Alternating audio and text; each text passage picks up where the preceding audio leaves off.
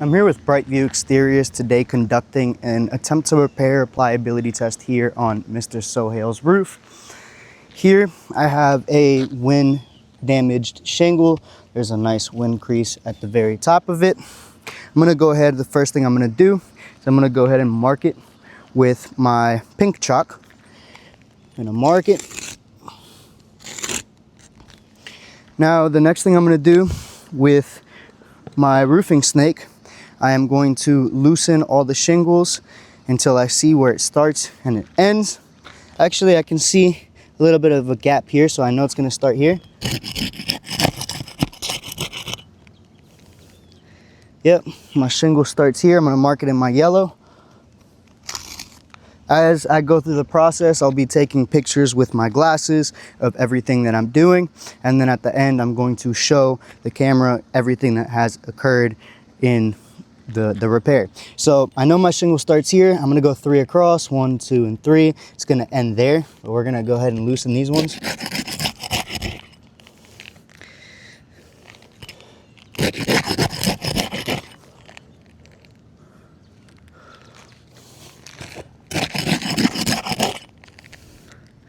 There you go.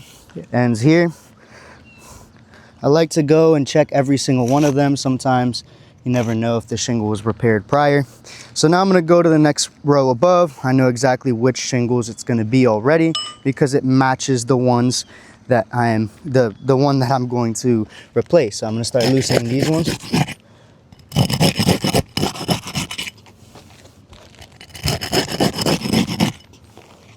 Oh, this one's a little partially loose.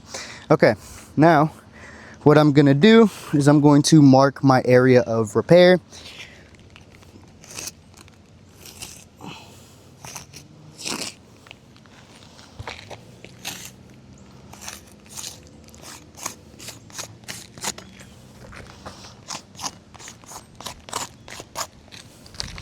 Here I have X out everything that will not be getting touched during my repair. Now I'm going to begin removing the nails, but first I'm going to loosen these other ones on the shingle that I'm repairing. So first I'm going to start down here. So this first nail has already popped through. I'm going to take a picture. Already has popped through the shingle. There we go. First nail's removed. It was a nail pop. Nail number 2. Nail number 2 was removed properly. No issues. Nail number 3. Same thing with nail number 3. No nail pop.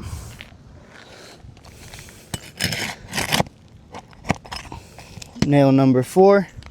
No nail pop. I'm going to go to the next row above. Nail number 5. No nail pop.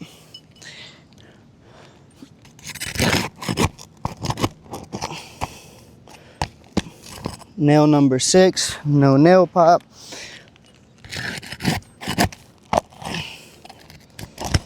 Nail number 7. No nail pop. Last but not least, nail number 8. So out of 8 nails, we have 1 pop. So at the top, I'm going to write 1 out of 8 N and a P for nail pop. Now I'll be removing this shingle. We were asked to do it with the color Weatherwood. It's not going to match, but this is the only shingle that I was told to use due to the ITEL report. So here, I'm going to insert my shingle.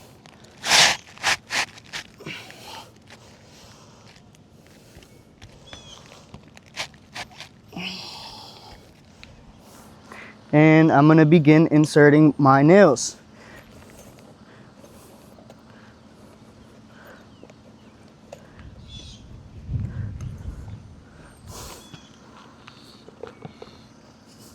So, nail number 1, I'm gonna go over here on this left side.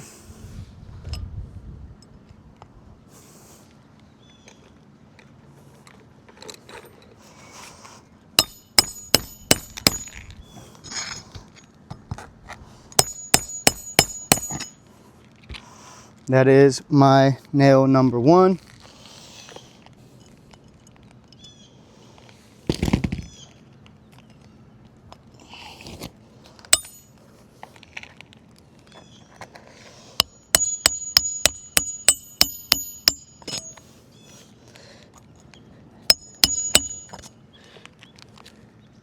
That is nail number 2.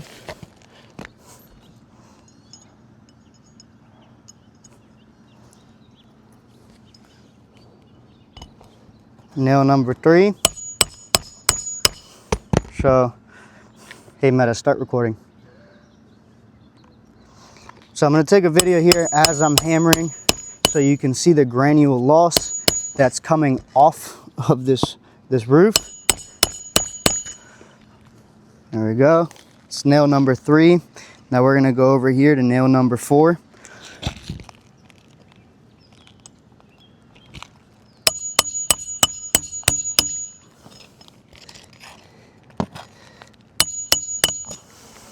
There is tons of granule loss coming off of this shingle. As I'm hammering, you can see it bouncing.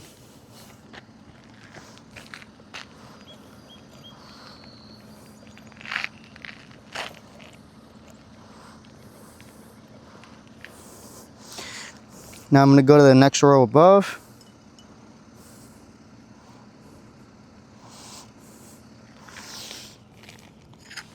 Next row above, nail number 1. Same thing.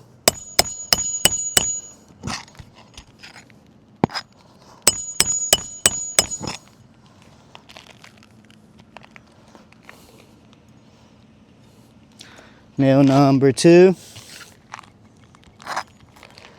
on the second row above.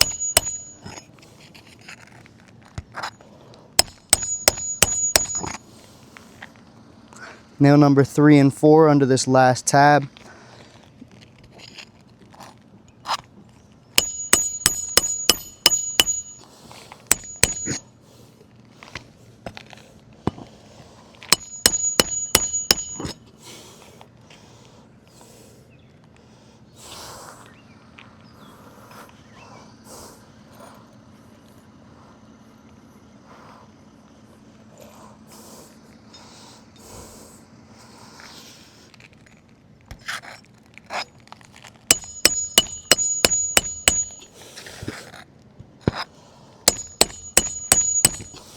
All my nails have been reinstalled.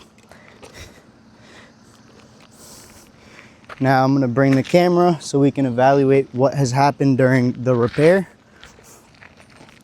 Okay, so this is my area of repair. There is a ton of granule loss that's coming loose off of the shingle. If we look closely into the shingle, you can see all of these spaces in between the shingle. Mainly up here, you can see a little bit more on this one. Here you can see some marking on the shingle where the granules are coming off during the repair. There you can see the granules sitting on top of this shingle that wasn't touched. Then up top, you can see a big space here in the center where we nailed in the nail, right where that roofing snake touched up against the shingle. There's a spot with missing granules. This one seems okay. This one has a lot more granule loss to it. You can see the granules on top just sitting. If I blow them off,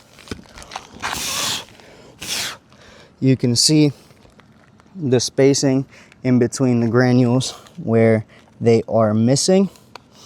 This one is fine. So we have 1 failure, 2 failure, 3 failure, 4. 4 out of 1, 2, 3, 4, 5, 6, 7 shingles have granule loss. So right here up top, I'm gonna go 4 out of 7 equal G and an L for granule loss. Now we're gonna look for mat transferring. So starting down here, if we look at this glue strip, it's absolutely worn out through and through. This shingle will not be able to re-adhere to this roof. This new shingle that I just installed, since it's a 3-tab, there is no glue strip on the bottom, and the glue strip is on the middle section of the other shingle. So these will not be able to re-adhere properly to the roof. They will forever fly around. So let's check up here. We have a little bit of mat transferring here on the end. Other than that, it looks okay. This one looks fine. This one's fine, and this one is fine, just because this shingle has a new glue strip. But just because it has a new glue strip does not mean that this section on the lower part will not give us problems. Now, if we go to the next section above, we see some mat transferring here on this nail, right below the nail on the glue strip. Same thing there, and a little bit more to that right side. If we go here to the center, this one looks fine with mat transfer. And then if we go over here to the left, you can see mat transferring throughout it. There, there, there at the end. So in total, 2 of the 7 have mat transferring. So right up top, 2 out of 7 equal M and a T for mat transfer. In total, just in base of the granule loss that has came off of this shingle, as you can see, there's multiple areas in which it needs to be repaired. We have another area over there where a shingle is flying around. And just to give you guys an example, they undid these shingles in order to get the other one here. This is a homeowner special repair. And if you see here, this shingle ripped in the process. This shingle is not adhered, so it's going to forever fly in the wind. And this one was sitting just like this one, and eventually the wind picked it up and gave it wind damage. Now, if we look at this other section as well, right here, they tried to do a repair, but the same thing. These shingles never re-adhered all the way through and through. In turn, this repair will fail. With a good windstorm, these shingles will completely lift up and either fly off the roof or end up creasing, just because they will not be able to re-adhere with this glue strip that we have. So in turn, we're gonna write up here, this is a ATR failure.